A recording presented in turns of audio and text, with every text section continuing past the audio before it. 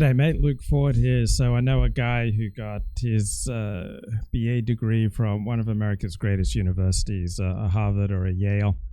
And right after graduating, he moved to Hollywood. He started working with some of Hollywood's biggest names. Then 10 years later, he was getting up at 4 a.m. working as a checkout guy at a supermarket like Ralph's. And he was bagging groceries for many of the people in Hollywood that he used to work with. So what the heck happened there? Same guy, he's driving along, got this really busy schedule, and he's thinking, it'd be so good if I just got into a car accident now, just like not a severe one, just a moderate one, so I'd get to like lie around and rest for a few days. Right, so the difference between life and death isn't that large, but it's like life is fragile. You could have an enormous earthquake at any time here in Southern California. Life as we know it would end for weeks on end. There'd be no electricity, no water.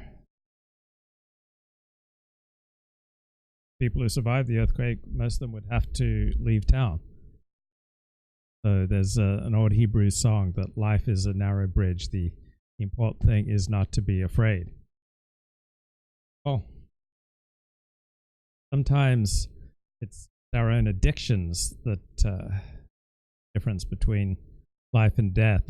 If you have an addiction, you have a compulsion inside you that wants to kill you. The end point for addictions is death, but the addiction may just settle for making you absolutely miserable.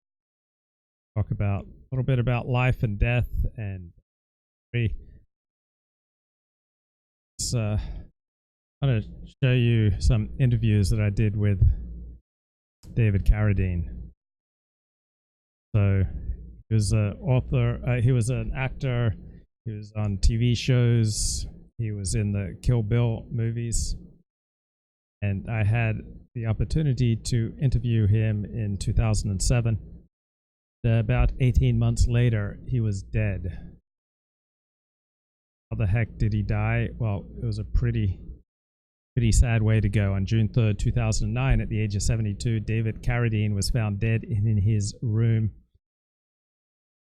central Bangkok, Thailand. He was in Bangkok to shoot his latest film titled Stretch. Police officials said Carradine was found naked, hanging by a rope in the room's closet, causing immediate speculation that his death was suicide.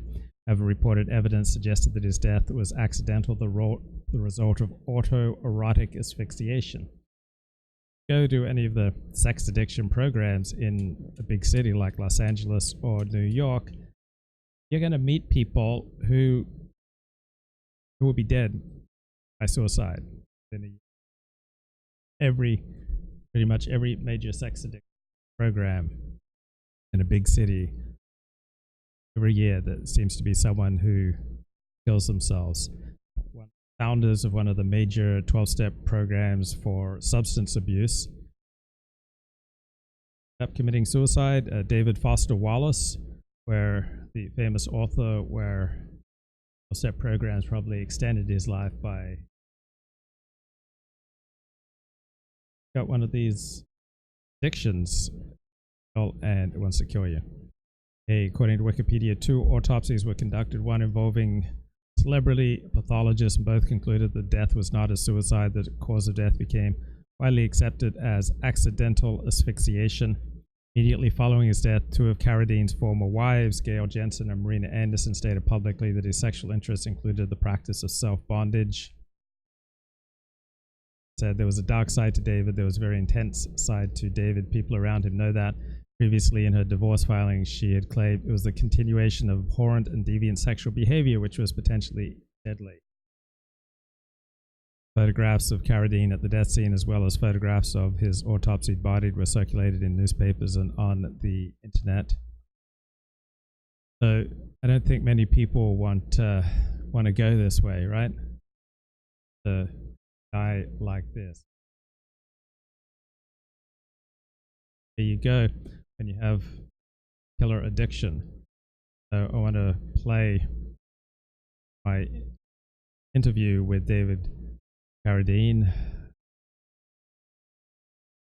took place towards the end of 2007, October 29, 2007.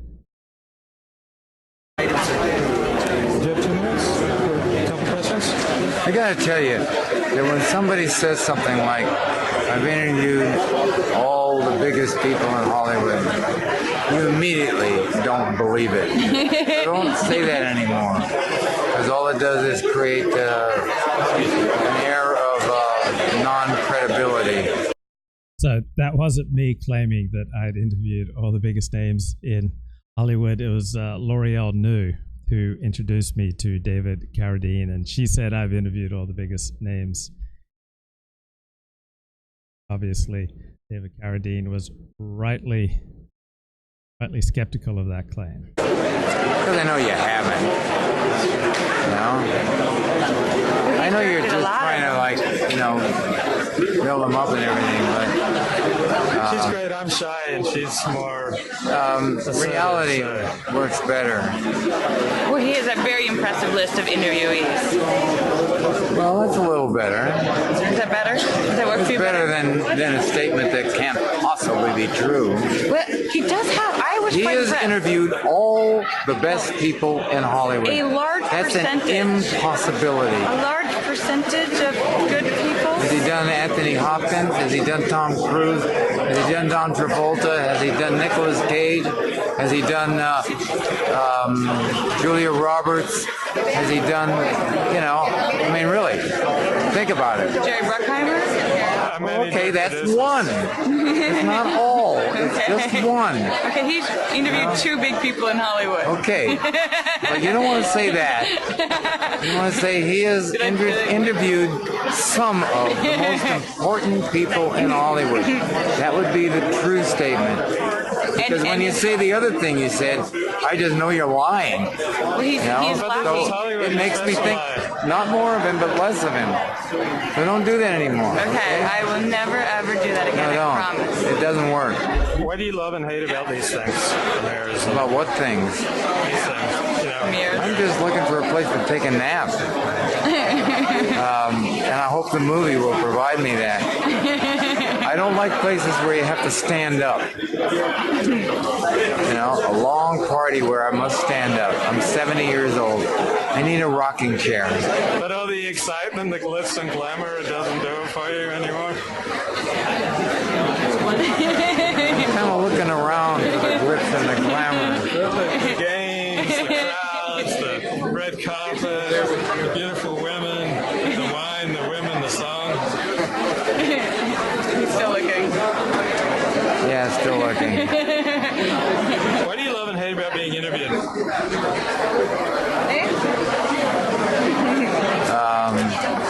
I suppose I love the attention, more or less. Love is probably not the right word. I hate the fact that, except for you, everybody asks the same questions they've been asking for the last 20 years.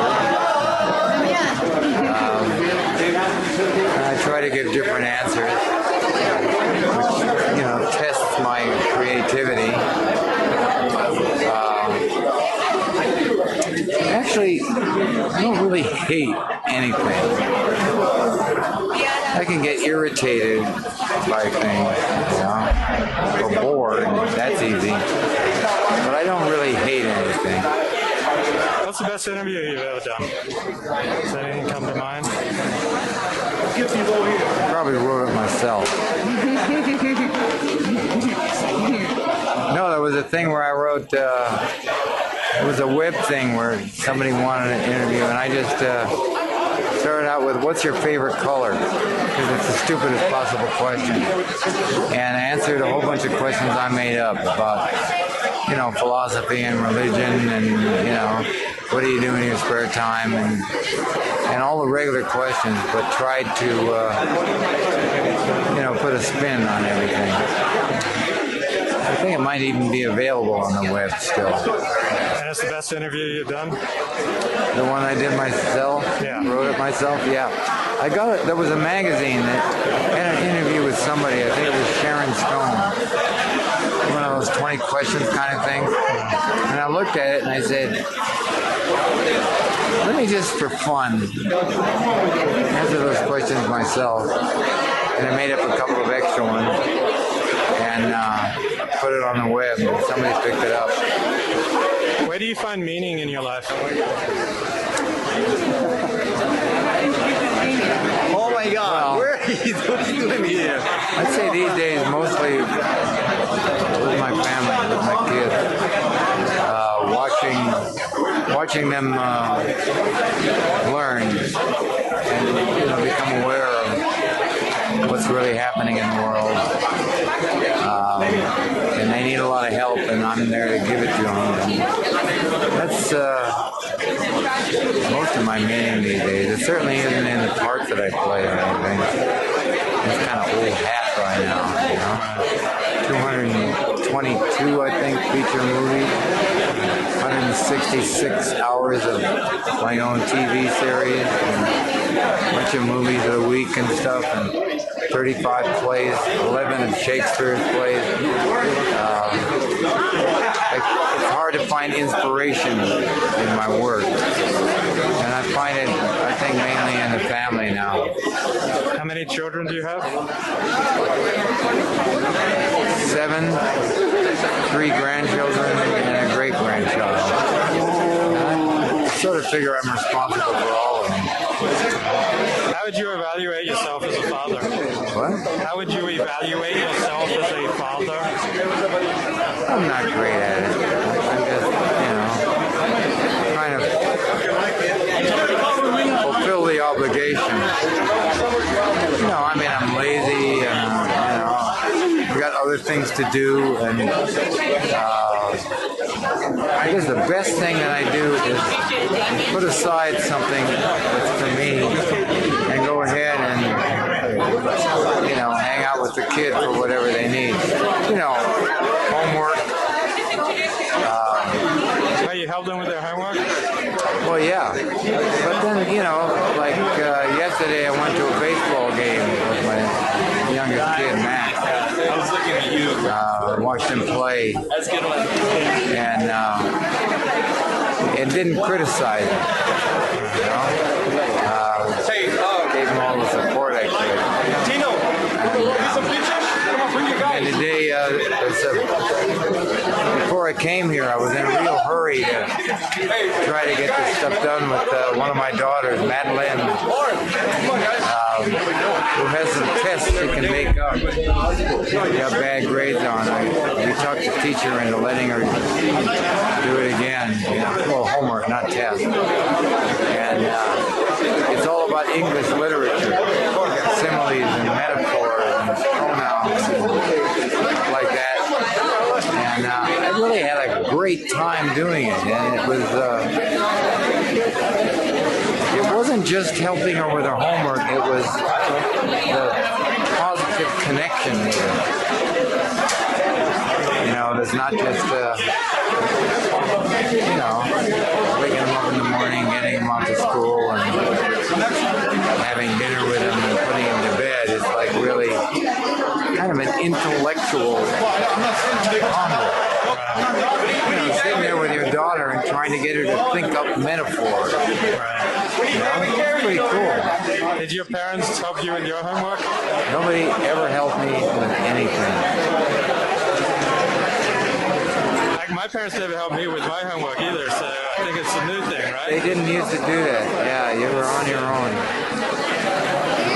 What do you most want from your children? Happiness. You want them to be happy. That's it. I had, with my older children, I had dreams of them carrying on a dynasty and everything. And I finally figured out that wasn't their trip, that was my trip. And I thought to myself, are they taking this trip because they want to take it or just to please me? And I'll let them go. And every single one of them went someplace else. And I realized that that's what should happen. They shouldn't have to be doing something for their whole life. It's just, to please the father, be part of the dynasty. It's like being one of the princes of England, where you're like stuck with it. And I released them all. And none of them are going away that that would leave. Are you happy? Yeah. Why? I got a great wife, a great dog. Okay, that was David Carradine from my interview from October 29 of 2007. This is about 18 months before he died accidentally through autoerotic asphyxiation in Bangkok, Thailand. I got a great wife, a great dog, a bunch of great children. I'm making movies these days that are some of the best I've ever made. I got enough money. I have all these wonderful children and grandchildren, great-grandchild, nieces and nephews. We're all kind of hanging around. I get to be sort of the patriarch of the family, and I'm in really good health, and everybody seems to like me. So what the fuck do I have to complain about? What have been the smartest things that you've done to contribute to your happiness? Smartest? Yeah, what are the... Almost everything I've done has been pretty arbitrary. It just happened to me. Right now, the smartest thing that ever happened was I met this widow. She'd been widowed for a little over a year. And I discovered I could make her smile. And we ended up getting married. And this is my 6th marriage. But this one definitely going to last me. How long has this marriage been going? Well, we took a while to get married, but I've been with her for almost 7 years. What's the key to keeping a marriage going? I mean, what's been the thing that, once it was gone, then the marriage was gone? I mean, you've had a few marriages, so you must know. Well,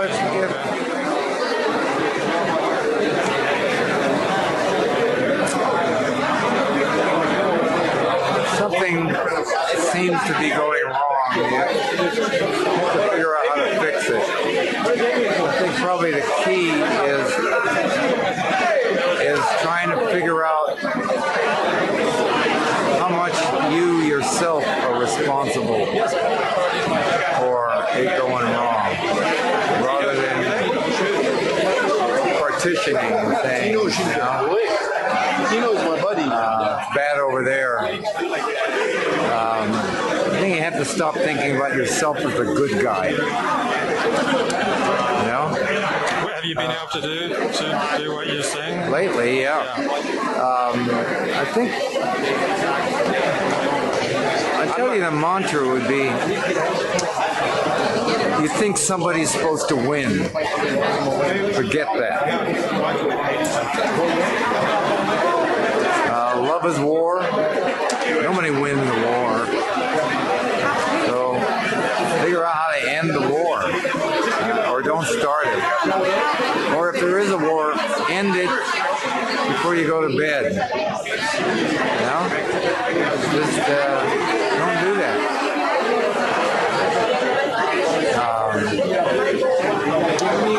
I don't know. I suppose some people can figure this out when they're young duffers. It took me 6 marriages and 70 years, well, 65 years, to finally figure some of it out. It's working pretty good. And I am happy. And I'm making them happy, all of them, All the people that live in my house. There's 6 of us. Have you been happy most of your life? Well, I never thought that was an issue or even a goal. I always thought that the goal was significance. And figured happiness was such an ephemeral idea that I wouldn't even try for it. And then it just crept in. I had some happy moments in the past, which more or less, by and large, I was the one that ruined them. And I think I don't do that anymore. It sounds like you're happier than you've ever been. Yeah, I am, for sure. Yeah. You're a happy kid? Yeah. Not a happy teenager. Huh? Not a happy teenager. We'll be over here. No. It was mostly boarding schools and a reform school. I was farmed out sometimes. David, I need you over here. David. Thank you so much. Sorry about your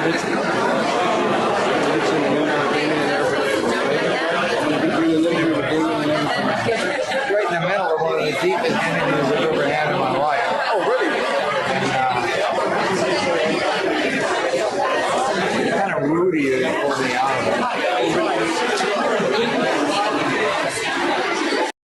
That was nice. He said, I'm in the midst of one of the deepest interviews I've ever had in my whole life, and it's kind of rude of you to try to pull me out of it. You sure?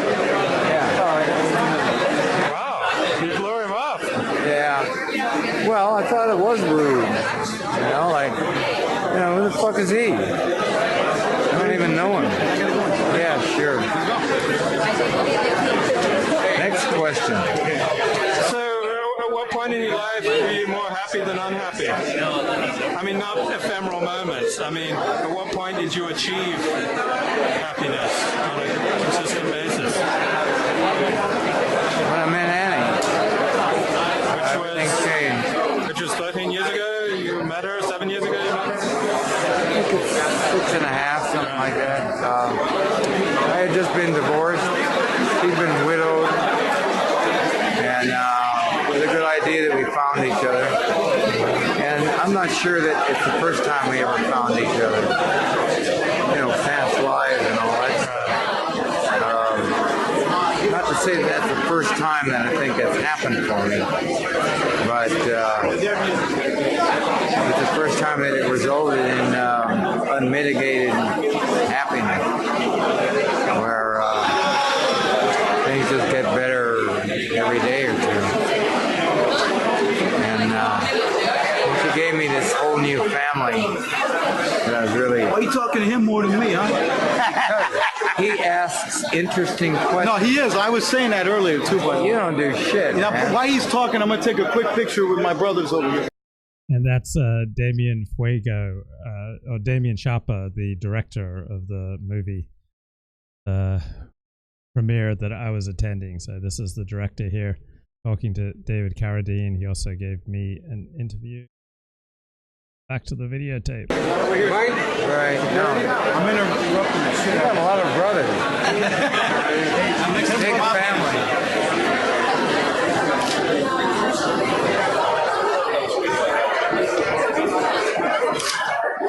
Look at the good count. Thank you, guys. All right. Take care of that.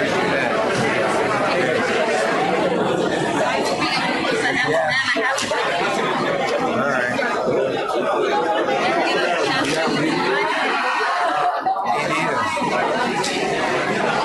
So Annie brought you happiness. Huh? Annie brought you happiness. Annie, your wife, brought you happiness. Yeah, no doubt about it. Yeah. Well, I brought her happiness too. One of the things was when I met her, she never smiled. Yeah. She's a widow, all dressed in black and everything. And I discovered I could make her smile. And she definitely makes me smile.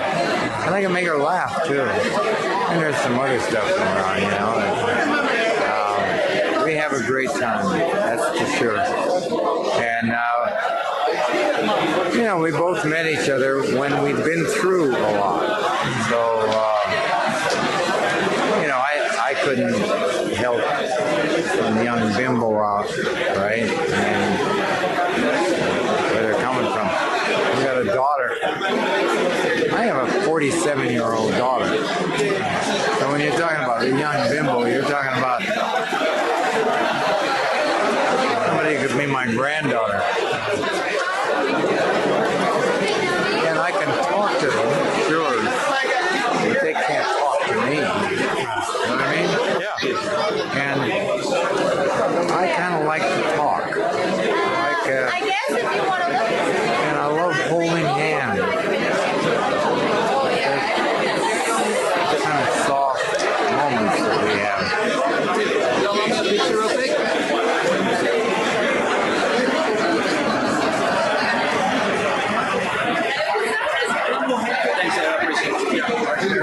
Makes you Who talks when the two, security, doesn't it? when the two of you are alone? Who talks more? Well, theoretically, women do most of the talking, but I'm a great storyteller. And, you know, like, either one of us can put the other one. Okay, and this is the end of my David Carradine interview. Makes you Who want to talks call when the security, two, doesn't it? when the two of you are alone? Who talks more? Well, theoretically, women do most of the talking, but I'm a great storyteller. And, you know, like, either one of us can put the other one to sleep just by rapping away, telling a story or something. And that's good too. But we have a lot of times when we just, you know, dinner's over, the kids have put all the dishes away, they've been sent up to take their baths and go to bed, and we go out on the porch in the backyard and have a little coffee or a glass of wine and smoke a cigarette and just hang out together. And you don't know what's going to happen. Might not be much talking. Sometimes it's just being there. And you know, you have to listen to her day. I don't usually talk about my day. I talk about there's an internal monologue going on all the time with me. Kind of quasi-philosophical, let's say. And I read 2 newspapers a day, so I'm full of the current events and the ramifications of what's going on in the world and in this country. And I can easily bore her with that. But we do talk. Are you a good listener? I can pretend to be. Are you a good listener? I can pretend to be. You know, I'd rather be talking. But I can shut down and let her, or let anybody, you know. Sometimes I do that. But I'm a big storyteller and a joker, and, you know, one of the things I do is constantly keep the crew laughing. Now, the last picture I did in China, they have a big thing in China about handing you slices of watermelon at certain times of the day, right, as a snack. So I started eating this watermelon, starting with the rind. Right? Everybody's kind of like this. Right? At the end of it, I'm left with the red part. I threw it away. Just for entertainment purposes, you know? The thing is that I found out that the rind actually is pretty good. Did you swallow the rind? Oh, yeah. It's easy. It's not like an orange rind or a cantaloupe or something. Actually, you know, it's like a piece of celery or something, except sweeter. And I think I'm going to do that from now on. And not necessarily throw away the red part, but that was for effect. But, yeah, I've also discovered, since I saw that Kevin Spacey movie, Which one? the one where he's an alien, and he says, one of the things I love is your produce. And he eats a banana without peeling it. Just crunches right through it. And I found out that actually sort of works. It's not that pleasant, but it's not bad. You know, it's not much worse than a carrot or something like that. Do you have a philosophy of humor? A what? Do you have a philosophy of humor? Have any thoughts on what makes things funny and what that means? I have a theory. Okay, something goes into your brain and it hits positive synapses and a negative synapses at the same time. It creates a short circuit. And the way you release the short circuit is by going, ha! I think that's the essence of humor. It has to go in the positive and the negative side at the same time. Right? Right. And any humor is like that. Most humor deals with something bad. Right. And yet you find it's funny because it goes in, like I say, the positive and negative at the same time. Like,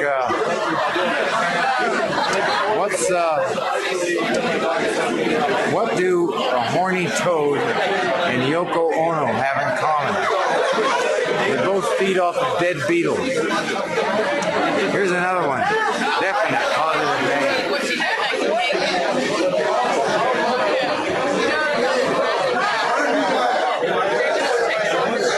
What is that? The shoe on fire. No, it's a guy waiting for a bus in Baghdad. And you laugh. Right? It's awful. I love awful humor. The worst it is. Well, the thing is that that's the thing. Negative and positive. You look at the old Laurel and Hardy movie. You know? You're always in trouble. And you're always laughing. Well, there was a psychiatrist at UCLA who has a theory that in all humor there's a victim, and that all humor is to varying degrees No, not hostility necessarily. that's been. Okay. I'll tell you a victimless joke. Oh, What do you get if you cross a 7-foot black man with a groundhog? 6 more weeks of basketball. No victim. And it's funny. David, can I bum one of your cigarettes? I'll be your best friend. I can't afford it. Come on. I can't. can't? I will run out and then I'll leave. If I run out, I'll leave. And I only have about 6 left. Bum somebody else's cigarette. No, I only smoke ovals. I don't smoke regular cigarettes. You're a bad motherfucker. I'd give you one in my 6. I don't want one of yours. No, I don't smoke any others. But these, once in a while. It means I'll leave early. Huh? It means I'll leave early. Make it up to some.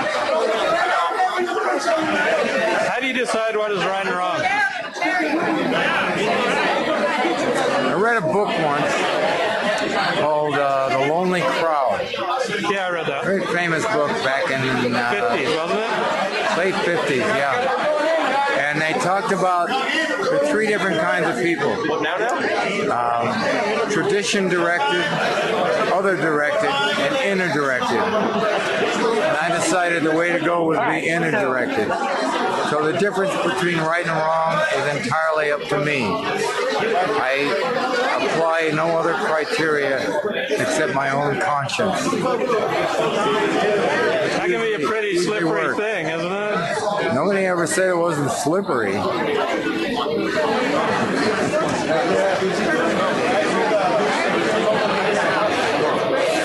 No, I mean, think about making your own decisions about things like adultery, for instance. Yeah, I mean, Decide it for anyone myself. you can decide and convince yourself that it's okay under certain Well, you can do circumstances. that, but if you're trying to deal with philosophy, you should not apply rationale. Why not? Because rationale is not philosophy, it's rationale. Well, philosophy can underpin a rationale.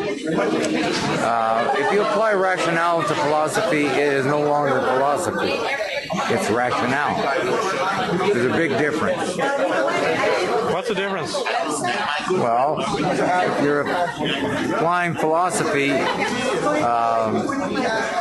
let's say,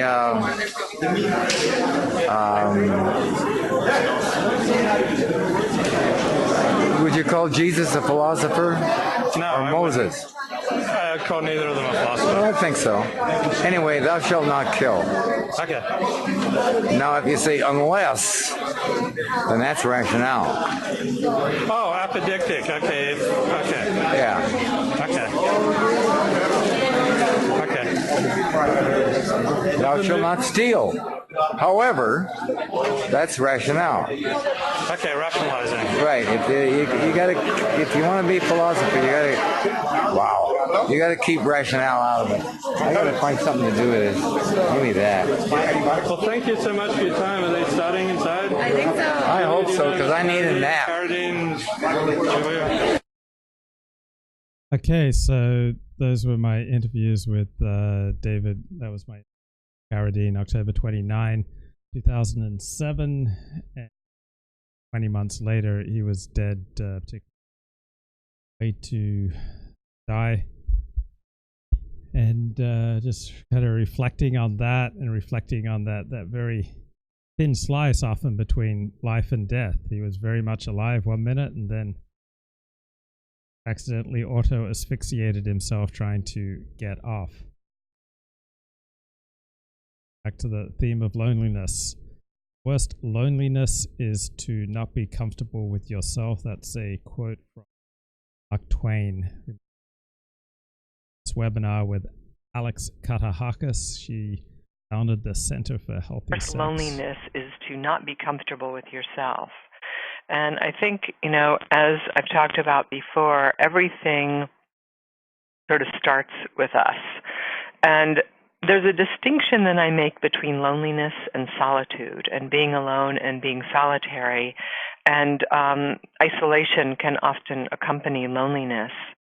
So solitude brings us inspiration. It's a place for contemplation. It's a place for really kind of restoring ourselves and our souls in a way that's life-affirming, that's not creating depression or despair or shame. And so that's sort of the litmus test that I use, is by really tracking what does it feel like in my body to be alone right now, and am I feeling lonely because I have a sense that there's nobody out there to reflect back to me, or have I chosen this solitude today in order so I can reflect internally? People who are addicts often have an incredibly difficult time just being alone. There's this one approach to recovery from addiction that focuses on connection.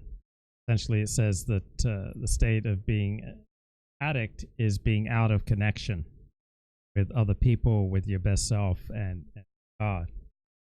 While in my experience, 12-step programs are the best ways to get into alignment with your best self, with other people, and with God. I'm sure there are also other approaches that work. One guy who I met was talking to him a lot in various 12-step programs, and he was just fixated on suicide, and eventually I just had to set that limit, like, don't talk to me about that. Okay, I have to also look after my own recovery. I just don't want to be hearing about that. So when I take outreach calls from people in my various 12-step programs, usually pretty quickly I set a limit. About 2 minutes is about my limit for how much I'll listen to problems, and instead I want to let's talk about the solution. Book of Alcoholics Anonymous, that is the foundation of the program. And the guy who, blanking on his name, who brought Bill Wilson, to spiritual insights that Bill eventually wrote down in the big book, this guy was on and off the booze. He never fully went sober for the rest of his life. He would continually fall off the wagon, get back on the wagon. He'd be speaking at 12 meetings, and then he'd fall off the wagon again. So often the difference between sobriety and living in addiction is a thin one. The difference between life and death is thin line. Talk about approaches to recovery from 12-step programs that deals with relationship addiction.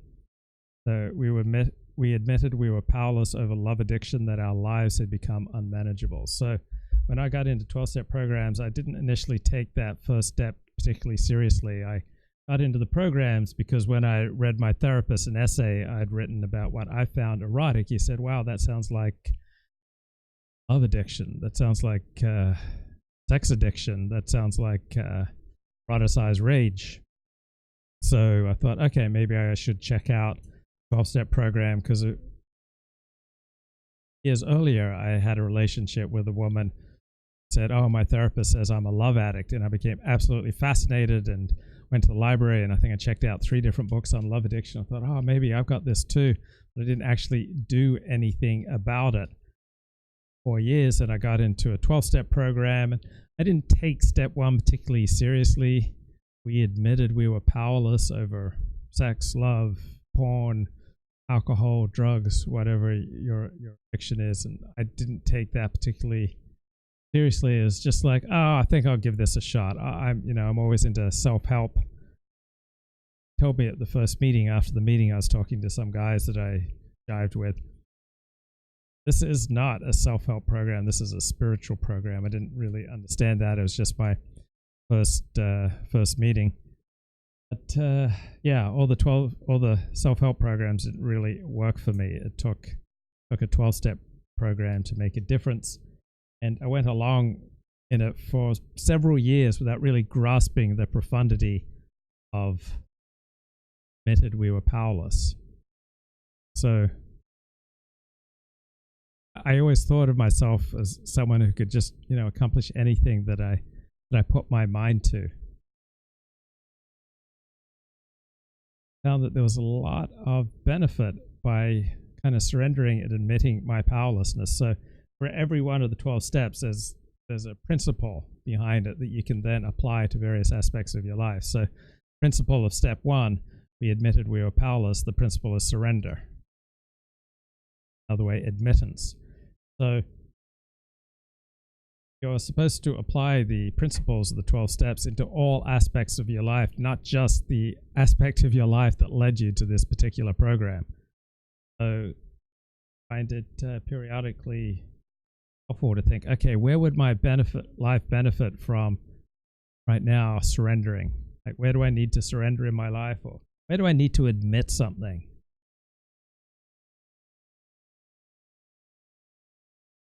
So what do I need to admit? And step 2, we came to believe that a power greater than ourselves could restore us to sanity. So the principle of step 2 is belief. I can periodically ask myself, wow, where would belief, where do I need some belief, some strength help my life? Step 3, we made a decision to turn our lives over to the care of God as we understood God. So the principle of step 3 is commitment. 4 is we took a thorough moral inventory. And then step 5, we tell someone else, we share that moral inventory with somebody else. Step 6, and ask me the difference between honesty and truth. I'm just things that I've heard. I don't quite have that down yet. Step 6 is we make a list of our character defects and become willing to let them go. So principle of step 6 is willingness. So I can ask myself, where would I benefit from having some willingness in my life? Step 7, ask God to remove all these defects of character. So one of my favorite prayers is the step 7 prayer. My Creator, I'm now willing that you should have all of me, good and bad. Please remove from me every defect of character, including, and then I'll say, my fear of technology. See, my fear of success, my fear of failure, my fear of difficult people, and whatever fear or whatever issue I'm working with at the time. Please remove every defect of character that stands in the way of my usefulness to you and to my fellows. Grant me strength as I go out from here to will. Then step 8 is we make a list of people to whom we owe an amends. There is reflection. Periodically ask myself, where would I benefit from some reflection in my life? And then step 9 is we make amends for our past wrongs, except when to do so would injure others. And that includes yourself. If making amends to someone is going to injure you, you need to make amends to that person. This is not a step where we go around injuring people, including ourselves. So that's why it's important to take this step often with a sponsor, get guidance on how to go about it. Step 10, take a daily inventory. We stay abreast of our behavior, and when we are wrong, we try to promptly admit it. So principle of step 10 is vigilance. Vigilance over your own conduct, your unclogging your connection to God and to other people and to your best self throughout the day. Step 11, we seek to increase our conscious contact with our higher power, God. So the principle there is attunement. And step 12 is we carry this message to all those who are suffering. So the principle of step 12 is service to others. Excellent principles for leading a life that works. And I've never experienced God like I've experienced God in 12-step rooms. People grow up sometimes with the TV as a babysitter, and so they always have to have the TV on or music on or some kind of distraction in the background, because being alone with the loneliness and despair internally is untenable. And of course, part of healing and part of any recovery process is to be able to tolerate that feeling of loneliness. For starters, before you can start to move towards a recognition of self. So the question of what is loneliness is the absence of family, community, and friendship can lead to isolation and depression. Lack of companionship, while seemingly the opposite of emotional dependency, withers our soul. And that's Alex Katahakis from the Center for Healthy Sex, their own YouTube. Excellent material on there. So question in the chat, does AA really teach people to believe in a higher power? Well, if you end up in AA or a 12-step program, you're basically admitting that doing things your way doesn't work. So usually people's lives start to improve upon entering a 12-step program because they stop doing everything their own way. As soon as you start opening yourself up to take a little bit of direction, if you're an addict, then usually your life immediately improves. So as doing things your own way hasn't worked, which is why you're in a 12-step program to begin with, you start looking for direction from some place outside of yourself. You're on the road to seeking a higher power. So higher power could be the program, could be the meeting, could be the forest. You just need to look for power from a source greater than yourself, because your own will, your own best thinking is what gets you into 12-step program in the first place, because you're admitting that doing things your own way does not work.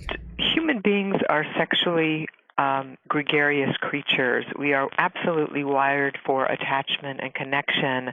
And when that doesn't happen, as I've talked about before, early on, then certain brain-body connections are not made in a robust way. And that will leave people feeling chronically depressed or alone and lonely for years to come. And then what we do is we try to get into relationships, and we hope that we're going to find that one person who's going to put their finger in the dam of that loneliness.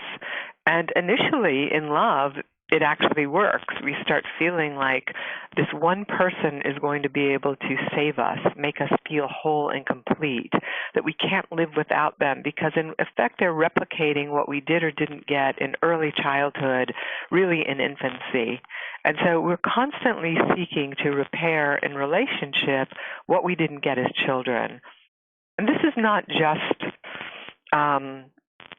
psychological. This is embedded deep in our most primitive brain, in what we call the limbic system, for those of you that are conversant in that language, but in the part of the brain that's responsible for emotions.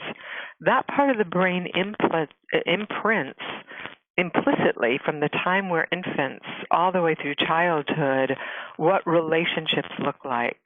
So if you had a mother or a father who were not able to attend to your needs for whatever reason, then there's going to be an implicit imprint in the brain down into the body of loneliness, we could say.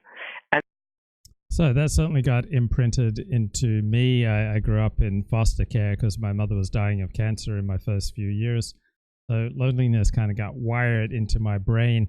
It was the ability to feel at ease with myself, to develop and maintain connections with other people and with God. And it's really only through 12-step programs that I've come to a feeling of peace. So my latest assignment from my sponsor was to just monitor, when do I wear a mask? False. So you can tell me, if you're a regular viewer, like, when do you think I wear a mask? I couldn't think of any examples over the past week or two, or it's been a long time since I could think of any examples of.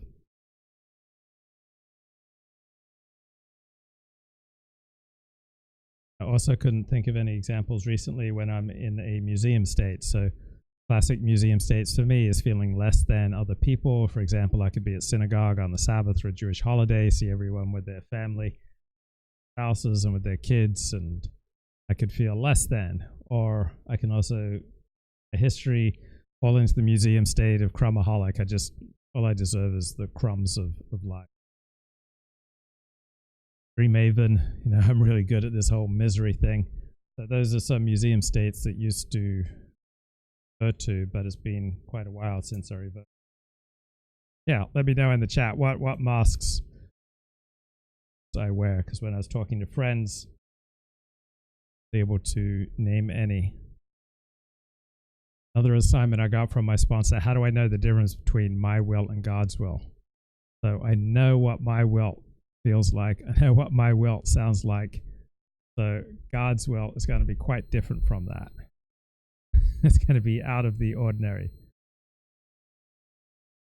Also, if I'm hearing God's will, then God's will for me is going to look okay if it ends up accurately reported on the front page of the New York Times. Okay, that's one of my great moral tests. How would this look like if it's accurately reported, accurately photographed, based on the front page of the New York Times? God's will, if I follow through with it, will look morally okay if I discuss it with my friends. And God's will stand up when I look at it from different point times in the day, like at 3 a.m., 5 a.m., 11 a.m., 2 p.m., 5 p.m., 9 p.m. Like, life usually looks very different during different times of the day. God's will is going to look okay, however you look at it, whatever time of the day, in whatever company you're in. While if I just follow my own will, they look amazing at 9 p.m. but look horrible at 5 a.m. Often tweeted something or said something or logged something late at night, and then the next morning I read it and I'm appalled. So my will constantly puts me at odds with myself, my best self, my highest values, puts me at odds with other people, and obviously with God. God's will doesn't do that. God's will doesn't increase my turmoil and lack of connection with other people. My will constantly collides with the various loyalties that I have, the various parts of my life, because I'm historically leading a double life, a triple life, a quadruple life, like hiding what I'm doing here from people over there. God's will works all across my life. How do you know God's will? Well, part of intuition, the feeling in your gut, right? It's belly barometer, and belly barometer is a text message from God. My will often leads me to wanting to hide stuff from other people. Living in God's will inspires me to be positively rated and transparent life.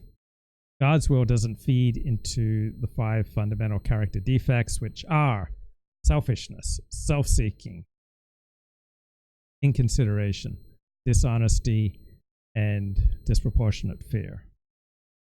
So if the message I'm getting is not coming out of my character defects or feeding into my character defects, it will be from God. So God's will is quiet. My will tends to be quite loud and boisterous, urgent. God's will often be in directions that I can't see clearly. My will, I understand, right? I understand, I anticipate if I do this, then X, Y, Z is going to happen. God's will, I often won't understand. I have to take a leap of faith. So God is authority. How do I react to authority? Back to female authority. I like, say, to have a female sponsor or a female boss. Okay, that's kind of more challenging for me to accept orders and direction from men. So trying to center my life around an energy that is different from my own energy, that has less shame. When I can tap into God's will, then God wants me to be. My ego comes in, say, wow, look, you're just making such great decisions. Well, I'm on the precipice. So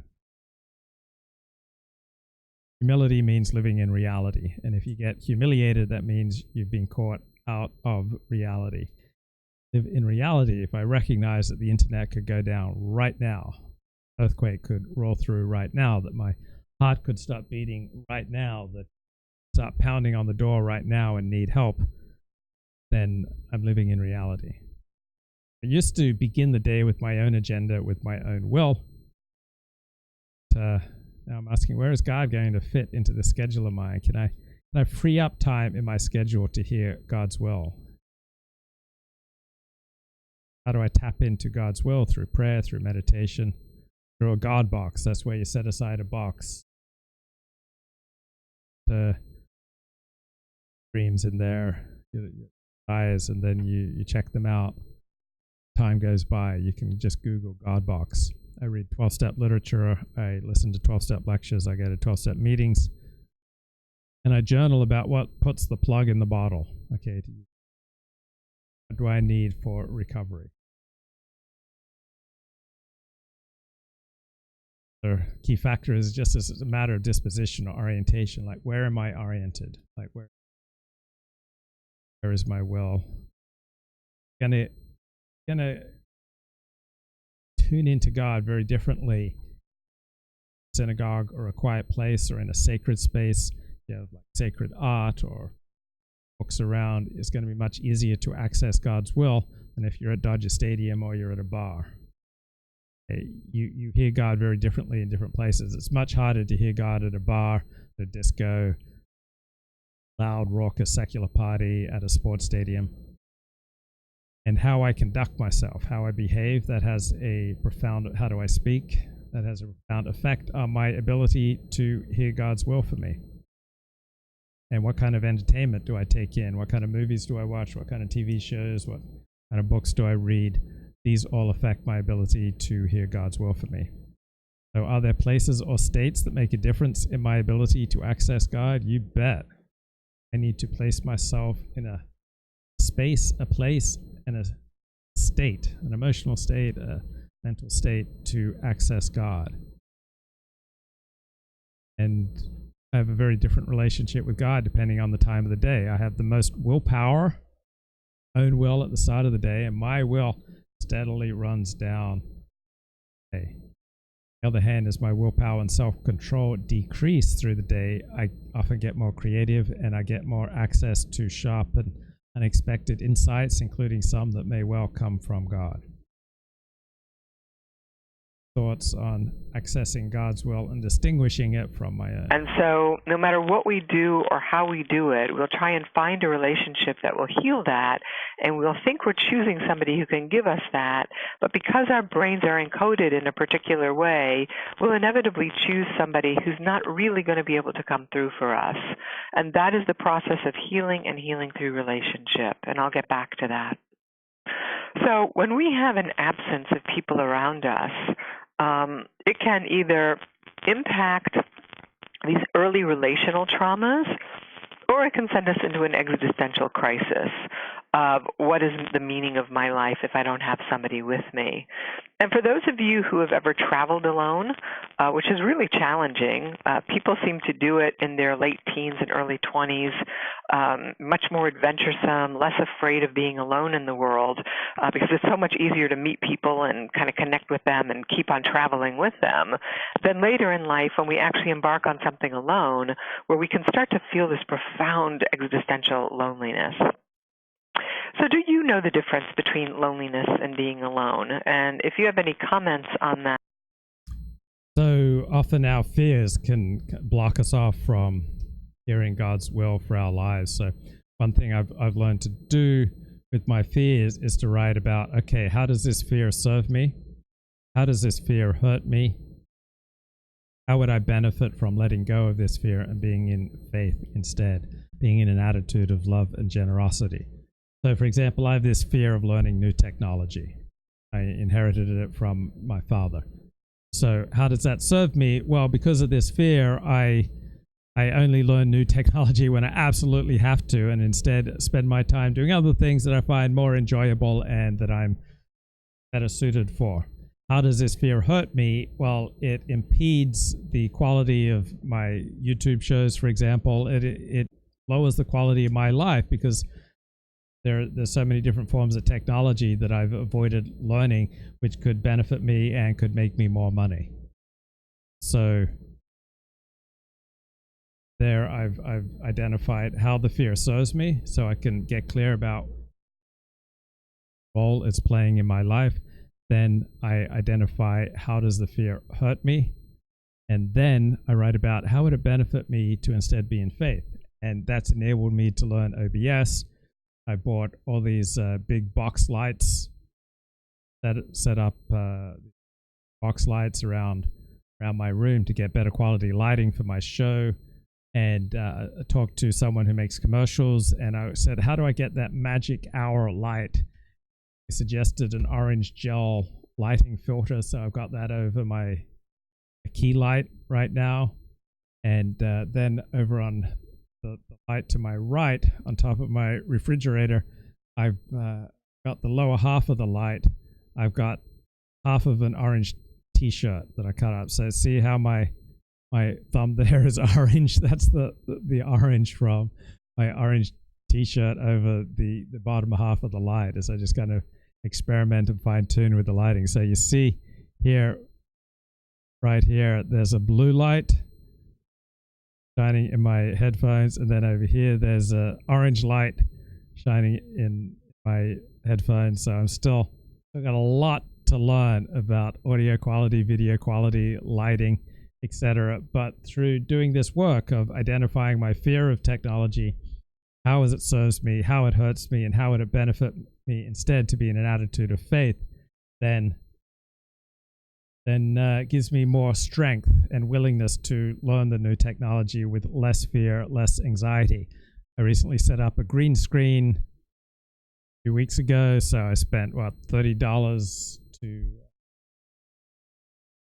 stands for the green screen. Then I spent $20 for the actual green screen, and I bought a second green screen so that I could move the green screen back from where it used to be 2 or 3 weeks ago. It was too close, and so there are a lot more shadows. So I've got two little small lights here, working my way through all this technology, trying to bring more of an attitude of faith, love, and generosity rather than the habitual fear that has haunted me when I've tried to learn technology.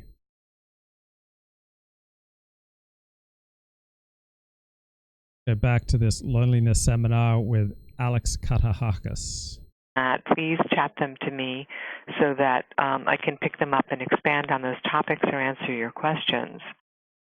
Tolerate your aloneness. When you relish in your aloneness, whether it's going for a walk or going to have a cup of coffee and read a book, or even going to a movie alone. I actually find that going to a movie alone is a great escape, and I always feel like I'm playing hooky because nobody knows where I am, nobody can find me, and I can disappear into another world all by myself. And there's something for me that feels really delicious about that. And the chat talks about rabbis having a very vague notion of the afterlife. Yeah, Judaism doesn't emphasize the afterlife. It's the most this world centered of the world's religions. So rabbis don't tend to talk about it, even Orthodox rabbis. So while as a Christian, like heaven would get painted with great detail often, and heaven was a great emphasis. In Christianity and Islam, the next world is a much more important world compared to this fallen old world. In Judaism, the focus is virtually entirely on this world, and that's what helps make Jews so passionate and so influential in the world, because their focus is on this world rather than the next. Wow, looking at my lighting now, so I see this side of my face is orange, and then this side of my face is overexposed. So a little work to do here with my lighting. Whereas people who are alone all the time may find going to a movie alone really depressing and not helpful at all. So do you know the difference between the two, and do you enjoy your own company? And if not, why not? And when you are alone, do you always have something for distraction around you? Can you tolerate silence, or does it raise your anxiety? And making the distinction between being alone and being lonely are two important different distinctions. So what I want you to hear here is that there is a difference between the two, and that being alone and enjoying your own company and your own solitude is a good sign of health. Chronically being lonely and despairing when you're alone means that you have some difficulties you need to work through. When loneliness is a constant state of being, it harkens back to childhood, where neglect and abandonment were the landscape of life. When the child is looking for attunement from the mother, when the infant is looking wide-eyed, we all know that look of babies where they're constantly looking, and the mother's face is the most novel thing possible for the child to engage in. There's high level of novelty in that face that's looking back, that's mirroring the expression in the face of the infant, whether it's smiling or cooing, making gesture, touching the. Okay, let me smile and coo at you from my 12-step books. Okay, step 1, we admitted we were powerless over our addiction, that our lives had become unmanageable. The word powerless summons up for us several related ideas. I hated that word, but I'd always kind of despised 12-step programs prior to actually joining one.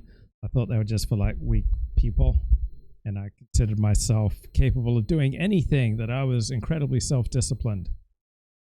Powerless means that whatever power is usually involved in making sound choices in our sex lives and our love lives does not reside with us. Wow, that hit me. Okay, here I am, age 53. I've never been able to sustain a relationship for longer than a year. Never been married, never had kids, never fulfilled many of these adult responsibilities. And I live in Orthodox Judaism, where it seems like almost everybody's married with kids. So, wow, that was kind of bracing to hear. The ability to make sound choices in one's sex and love life, that ability does not reside in me. Whoa.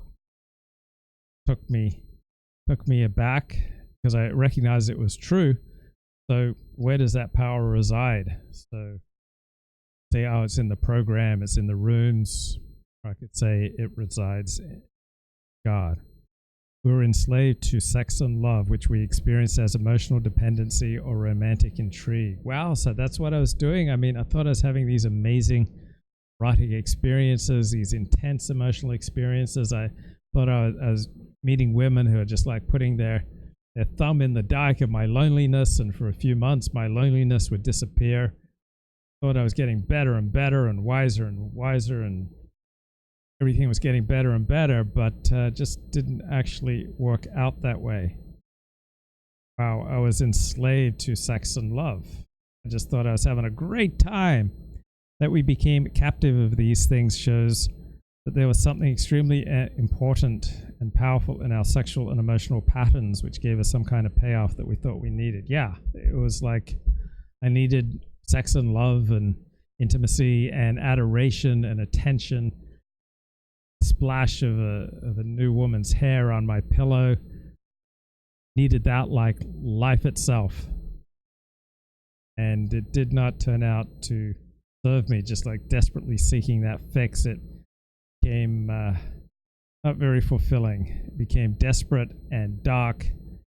Had a lot of dark nights of the soul. Sometimes we were seeking to screen the world with all its demands and responsibilities out of our awareness by mesmerizing ourselves with sexual activity. Yeah. So often when my life was failing in every area, I would put all my weight on my sex life. Like if I can, this is the one part of my life that is working. And so I'd give it tremendous importance, and I'd take Cialis so that it would last longer, so I could really be a hero in the sack. Till my girlfriend would get sore. She didn't want me taking Cialis, so I had to quit that.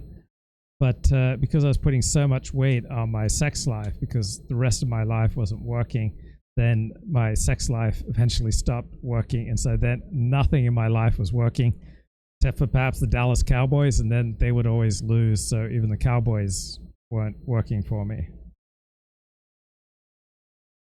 Sometimes we were trying to deaden a load of guilt and frustration by taking romantic or sexual holidays. Yeah.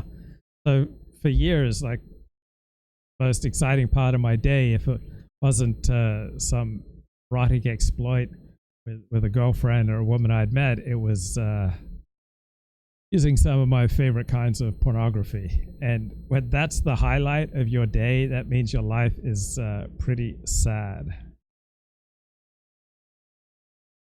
Sometimes we sought to fill the emptiness within us with another person. Yes, my life wasn't working. I didn't like myself. I wasn't connected to God. I was disconnected from other people. So I tried to fill that hole in my soul by finding myself a new romantic sexual partner, getting a girlfriend, and being really intense about it. I was just often pursuing the intensity in my relationships. We'd play these scenarios. Okay, it's like I'm the professor and you're the student. You're my therapist and I'm the patient, and play out all these like really intense scenarios. I was just like always looking to up the intensity on these things rather than trying to up the intimacy. Perhaps we mask the fear of commitment by thinking of ourselves as living out new standards of morality based on guilt-free sex, free love, or recreational sex. Yeah, one reason that I started researching the porn industry is like, oh, have these people found something? Do they have some secrets here? Quickly I learned that they don't have a way of life that generally works. But all of us were using our sexual and emotional investments to either lessen pain or to augment pleasure. These pervasive motives governed our sexual and romantic intentions and actions. Yeah, as acting out of compulsion, no wonder these things didn't work for long. And along the way, I did a lot of things that were kind of embarrassing. I remember I was at a Sabbath dinner and I kind of followed this girl into the kitchen and started putting the moves on her. And as I understand it, it was such a traumatic experience for her that she still cries about it when she remembers. She went to various rabbis and told them that I should not be allowed in the synagogue. And this incident happened 25 years ago. But it haunted me for years. I can't even picture this woman. But apparently it still haunts her. I got fired from a lot of jobs because I was hitting on women at work, saying inappropriate things. I remember I was just starting this temp job, and I was going to be working next to an attractive woman, and she seemed quite friendly. She was kind of into me. And so she crawled under the desk to plug in my dictation machine. And I said, wow, if I wasn't such a religious man, I'd say something about the vulnerable position you're in right now, and she thought it was funny, but the boss walked by, heard it, and fired me on the spot. Didn't even, like, first thing he'd given me was the sexual harassment guidelines. So this is like half an hour later or an hour later. So I didn't even get paid for my hour or so on the job. Oh well. Sometime in our lives, our behavior began to take on the compulsive hallmarks of addiction. Yeah, I won't get too graphic there, but yeah, that certainly happened to me. The once rare liaisons became monthly and then weekly. They happened when inconvenient, when they interfered with work or family obligations. The occasional pleasurable daydream grew into a constant obsession that destroyed our ability to concentrate on more ordinary and more important things. Yeah, very early in my life, by age 7, I discovered a world of fantasy that I could just plug into my fantasies, and that would just distract me from whatever pain I was feeling in the moment. It would just take me out of the problems of my life, and I'd enter like a much happier world. So in essence, I was just getting high on my fantasies. I was learning to get high on my fantasies by about age 7, and that became a pervasive part of my life to my late 40s. So at first it was adaptive. It helped me deal with my own pain and misery as a child. But then as I turned to blissing out with my fantasies more and more, this habit became maladaptive. So many of these habits, at first they work, they loosen us up, they make us happy, they get us excited, but then after a while they cease to work and then start actually harming your life, and they become a compulsion you can't fully and properly control. Baby, all of that is an implicit conversation that's happening in microseconds that's encoding the infant's brain and body that says you're not alone, you're wonderful, you're magnificent and precious as you are, and that is building structures of self inside the infant. But when the infant is neglected constantly, those structures and functions don't get built. They literally do not get built into the system, and that can lead to a lifelong depression or feelings of abandonment or neglect or loneliness. Or let's say those systems were built and they were built good enough, but then there was a divorce or there was some sort of horrible crisis or trauma that occurred that sent the child into a spin of feeling like somehow it was their fault and that they're going to be alone and they're never going to have the attachment of a parent.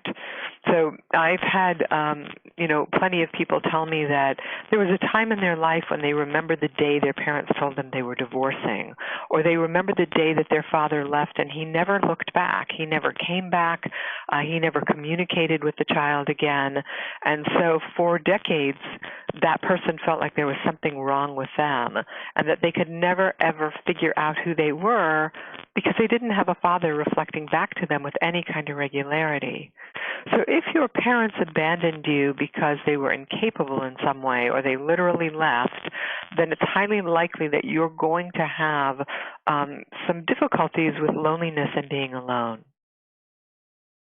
Without consistent caring contact with adults, a young person will be left with this emptiness and a sense of uncertainty about personal identity and fears of being alone. So I wonder if any of you have had that experience, and if you struggle with this question of who am I if I'm not in relationship, and how do I deal with this sort of hollow emptiness that I feel all the time? And if you do and you have a question about So this seminar on loneliness really speaks to me. I probably listened to it a dozen times. Yeah.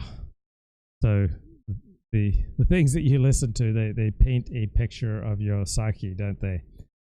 So question in the chat, do porn stars actually enjoy the sex? So I remember, I think one of the first porn stars I had sex with was Kendra Jade. And after we were finished, we were just kind of lying back on the floor. I didn't have a bed at the time. I just had some blankets on the floor. And we were catching our breath. And she turned to me and she said, you know, that thing that they say about porn stars that they were all sexually abused as kids. Well, it's true. We deny it, but it's actually true. I was sexually abused at a very young age. So I learned to disassociate. I kind of float outside of my body when I have sex, and it's like I'm up on the ceiling looking down at what's happening. So that, I think, is the dominant experience for porn stars, is that they disassociate from the sex. Some may indeed enjoy it. Complicated, but I do think that disassociation and non-porn stars have often been accused of being disassociated from light. Of that, please ask a question or chat me the question. So as I was saying, that it's about consistency, that children need consistency as much as they need anything else as young adults and children, maybe more than they need love. And that creates a personal identity when we internalize the parent, when we can go out into the world and feel like we're okay because we were told we were okay. And when children are toddlers, they start to walk away from the parent, and they go out and explore the world until they bump their head or they trip, and then they cry, and they need to know that they can come running back to mom or dad who's going to regulate that. And I had a therapist who said, I'm going to be here for you. I saw this therapist for about 10 years on and off, so probably on a constant basis. We probably did about 4 years of that. I'm going to be here for you, and you're going to be able to develop the tools to be able to go out into the world, wave goodbye, but I'll still be here if you need me, using very much that same kind of metaphor that Alex Katahakis, loneliness. Wow, I love that seminar. Loneliness. Okay, guys, to be continued another time.